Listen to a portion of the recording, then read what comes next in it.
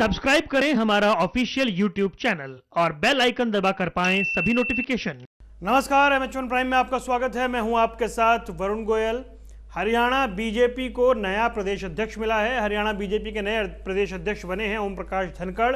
ओम प्रकाश धनखड़ जो पिछली बीजेपी सरकार में कृषि मंत्री थे, हरियाणा बीजेपी का एक चर्चित चेहरा रहे हैं, वो पुराना नाम रहे हैं। केंद्र की राजनीति में भी वो एक तरह से शामिल रहे। जब स्टैच्यू ऑफ यूनिटी जो प्रधानमंत्री नरेंद्र मोदी का ड्रीम प्रोजेक्ट था, उसमें वो एक तरह से कोऑर्डिनेटर बनाए गए थे। गांव-गांव से जब लोहा इकट्ठा किया जा रहा था।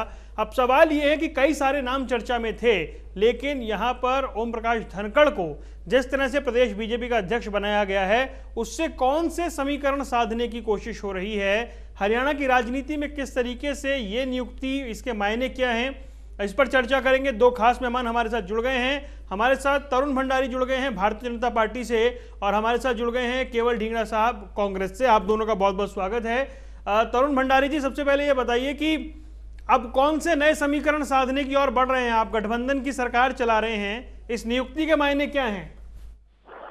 इस नियुक्ति के वरुण जी ये मायने हैं कि भारतीय जनता पार्टी ने उस व्यक्ति को अध्यक्ष बनाया है जिसको संगठन का एक्सपीरियंस है और वो हर कार्यकर्ता को जानता है, पहचानता है, और वो सरकार और जो संगठन में जो आपस में मेल होना चाहिए वो मेल करने के लिए सक्षम भी। तो बड़ा अच्छा एक व्यक्ति को ढूंढ के उन्होंने अध्यक्ष बनाया। काफी चर्चा होने के बाद अध्यक्ष बने हैं, और मुझे उम्मीद है कि ओपी धनखड़ भी हर कार्यकर्ता की बात सुनते भी रहे हैं और आगे भी सुनेंगे, और वो बात सरकार तक पहुंचाएंगे ताकि कार्यकर्ता और सरकार के बीच कोई भी मेलजोल और बढ़ सके और सरकार अच्छे ढंग से चल सके। जी, एक मुखर छवि है उनकी, थोड़ा सा आक्रामक रहते हैं जब वो जिस तरीके से उनका एक तेवर कह सकते हैं, जिस तरह की राजनीति उन्होंने की है।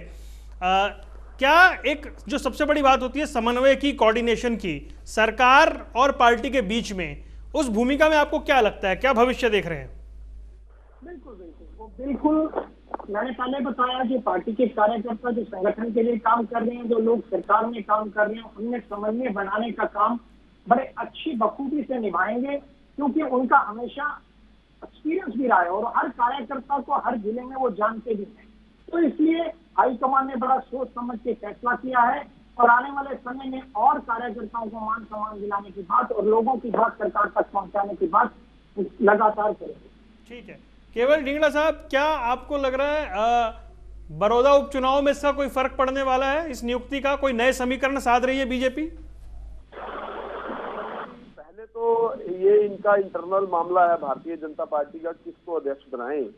लेकिन मैं थोड़ी सी ये बात जरूर कहना चाहूंगा, आपने 2019 से पहले विधानसभा के इलेक्शन में ये जो लोगों के द्वारा नकारे गए, ये एमएलए के कैंडिडेट थे तब उस समय भारतीय जनता पार्टी के, और उनको अब जब लोगों ने ही नकार दिया और इन्होंने उन शख्स को पार्टी का प्रधान बना दिया, जो आदमी अपनी कॉन्स्टिट्यूएंसी नहीं जीत पाया।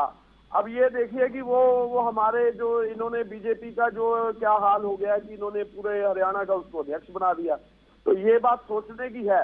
दूसरी बात ये है कि जहां तक भारतीय जनता पार्टी का कंसर्न है, आप ये देखिए पूरे 6 साल के अंदर पहले जिस तरह से 75 पार के नारे दिए इन्होंने, दूसरी बार 5 साल कोई काम नहीं किया, कभी 40 पे आगे रुक गए, और 40 पे भी ऐसे किया कि आज स्थिति ये है कि हमारी अर्थव्यवस्था जो है वो धाराशायी हो चुकी है।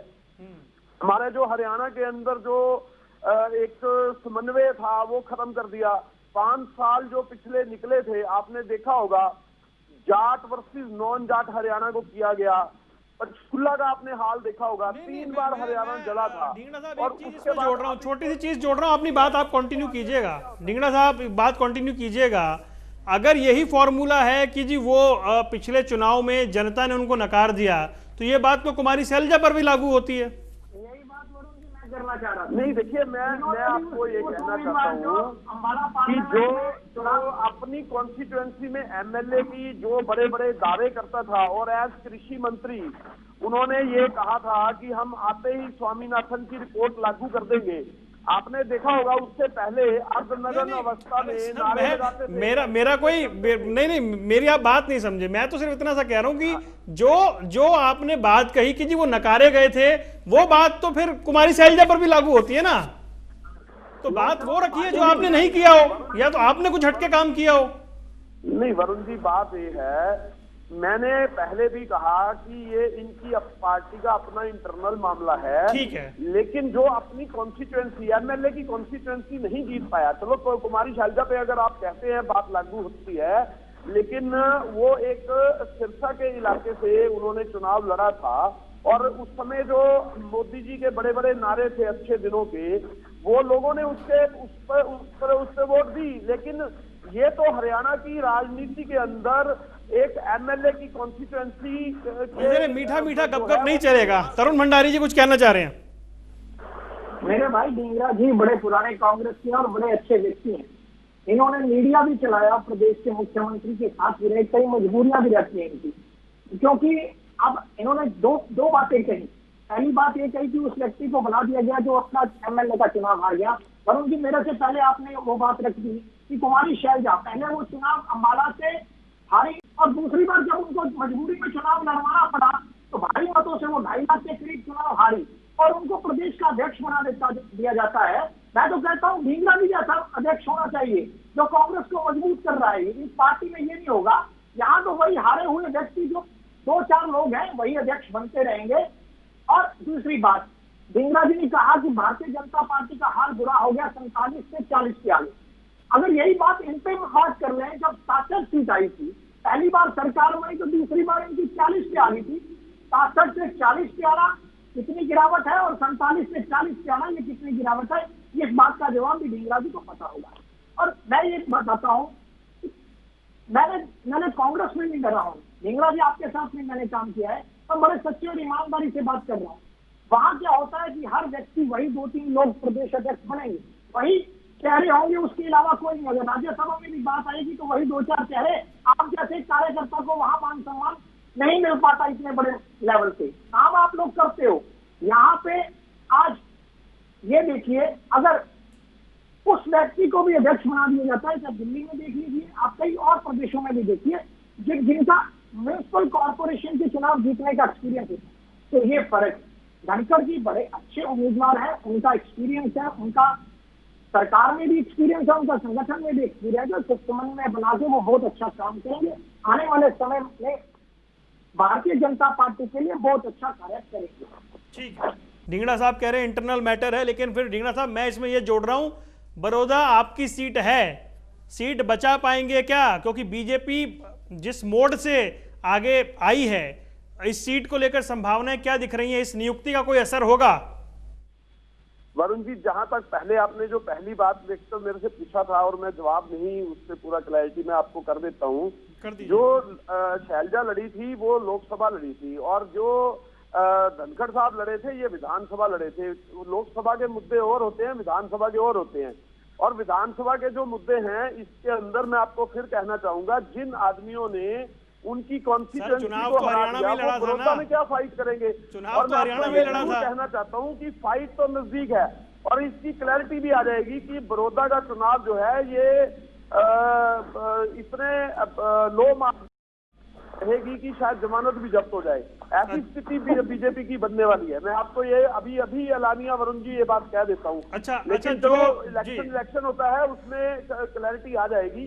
और जहां तक तरुण जी की बात है, तरुण जी ने एक बात बड़ी अच्छी कही कि कार्यकर्ताओं को मौका मिलना चाहिए। तो मैं तो खुद कहूंगा कि बीजेपी में हाल ही में तरुण जी गए हैं तो इनको भी मौका मिले और कहीं अच्छी पोजीशन पे जाएं। मेरी इनको शुभकामनाएं हैं। मैं चाहता हूं कि ये पार्टी में गए हैं तो इनको अच्छी पोजीशन पार्टी दे। चलो कोई नहीं, ये वाली शुभकामनाएं आप फोन पर दे लीजिएगा, आपके पास तो नंबर है ही उनका। मैं अपने सवाल पर आ रहा हूं सर।